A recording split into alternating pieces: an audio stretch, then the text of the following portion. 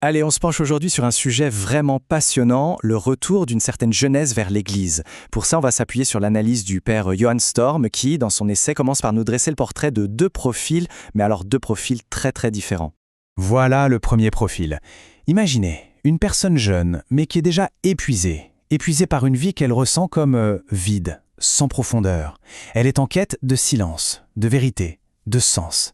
C'est intéressant, parce qu'elle ne sait pas forcément ce qu'elle cherche, mais elle sait très bien ce qu'elle fuit. Un monde qui la sature, qui la distrait, mais qui au fond ne la nourrit pas. Et puis, on a ce deuxième profil, et là c'est un tout autre son de cloche. On n'est plus dans la quête silencieuse, mais dans quelque chose de plus rugueux, comme le dit l'auteur. C'est une personne portée par une forme d'inquiétude, de colère même, un sentiment que ses racines, sa culture, son identité sont menacées. Pour elle, l'Église, c'est avant tout un rempart. Alors voilà, c'est ça le point de départ de toute l'analyse. On a deux chemins, deux logiques complètement différentes qui peuvent mener au même endroit, le parvis de l'Église. D'un côté, une quête intérieure, une soif spirituelle. De l'autre, une réaction extérieure, presque un combat civilisationnel. Le vocabulaire n'est pas le même, les motivations non plus. C'est vraiment ça qu'il faut retenir. Bon, commençons par le premier groupe, si on veut bien, explorons un peu plus en détail cette fameuse quête de sens. L'auteur parle d'un monde saturé. Et ça parle à beaucoup de monde, je pense. Un monde saturé de bruit, de consommation, de notifications. C'est cette sensation d'être constamment sollicité, mais pour des choses qui au final n'ont que peu d'importance. Ça crée une sorte d'épuisement, non pas par le travail, mais par la dispersion. On perd son centre en quelque sorte. Et cette saturation, elle débouche sur un vrai malaise. Un sentiment de flotter, de l'anxiété, des boulots qui n'ont aucun sens, ce que l'essai appelle des bullshit jobs. Ce qui est vraiment frappant, c'est que ces personnes savent ce qu'elles rejettent. Le cynisme, la superficialité, une vie jetable. C'est un grand non au vide. Et ce non, c'est peut-être, nous dit l'auteur, le tout début d'un cheminement spirituel. Ok, maintenant passons au deuxième groupe. On change complètement de registre avec ce que l'auteur appelle le réveil des racines. Là, le point de départ, c'est pas un vide intérieur, mais plutôt la perception d'une menace extérieure.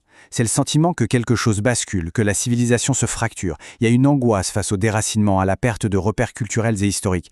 La présence d'autres religions très visibles comme l'islam joue aussi un rôle. Le vocabulaire, du coup, change. On parle de civilisation, de valeurs, d'héritage. Et ça nous amène à une idée clé. Pour une partie de ce groupe, être chrétien, c'est avant tout une question d'appartenance. C'est dire « je suis d'ici ». C'est moins une foi personnelle, une relation intime avec le Christ, qu'un marqueur identitaire, culturel.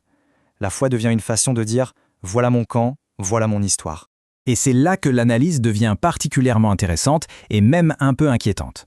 Que se passe-t-il quand cette affirmation identitaire ne s'accompagne pas d'une véritable conversion du cœur? L'auteur met un mot sur ce danger, un mot un peu technique, l'ethnophilétisme. Qu'est-ce que c'est?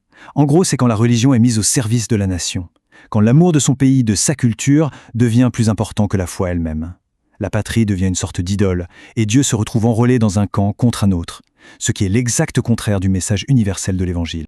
Et l'auteur décrit une sorte de glissade, une progression vraiment périlleuse en 3 étapes. D'abord, la foi est réduite à un simple marqueur culturel. Ensuite, la patrie, la nation, est sacralisée, elle devient un absolu. Et enfin, pour souder le groupe, on désigne un ennemi, un autre à haïr. On passe d'une démarche spirituelle à une idéologie politique qui, finalement, trahit complètement le cœur du message chrétien. Alors, face à ces deux portes d'entrée si différentes, l'une en quête de sens, l'autre en quête de racines, que faire? Quelle est la proposition de l'auteur? Ce qui est fort dans l'essai, c'est qu'il ne s'agit pas de choisir un camp contre l'autre. Pas du tout. L'idée, c'est d'accueillir chacun là où il est, avec ses motivations, qu'elles soient spirituelles ou identitaires, pour l'aider à aller au-delà. Le but ultime, c'est de passer de cette quête initiale à une véritable rencontre personnelle avec le Christ, à une vocation. Et ça redéfinit complètement ce qu'est l'Église. Ce n'est pas un refuge identitaire pour se protéger du monde. Et ce n'est pas non plus un simple club de bien-être spirituel. Non, pour l'auteur, c'est avant tout le lieu d'une rencontre qui transforme une vie. L'enjeu n'est pas de recruter des militants pour une cause, mais bien d'accompagner des personnes sur un chemin de sainteté.